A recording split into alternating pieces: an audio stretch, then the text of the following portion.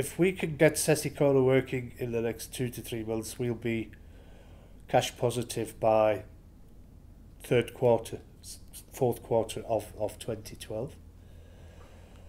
I would see us being probably self-funding to a large extent on minor capital projects by 2013, say the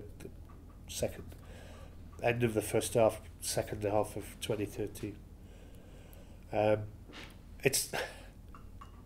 learned a long time ago that exploration and mining projects don't come cash positive in the first 2 or 3 months. I mean, a lot of coal projects, we're talking 5 to 7 years before you actually see a return on investment, purely because of the high capital cost.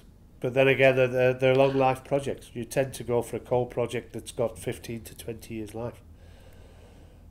It's a long-term investment, and a lot of investors are only now becoming to realise that if you're into coal or any mineral resource investment, especially exploration, you're in for a long ride. One of the risks in coal is the cyclical nature of coal prices and coal markets. To some extent, that is being flattened out by the demands from India and China. It seems to be less of a roller coaster now than it was, say, 5 or 6 years ago. The demand from China is growing. The demand from India has grown manyfold in the last 5 years. And I think Europe will probably stay steady for the future.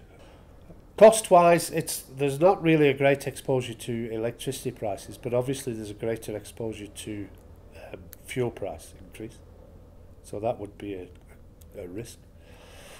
And I think longer term, the environmental issues would become a possible risk. And that could be carbon tax. It could be rehabilitation constraints. But I see that being a longer term risk.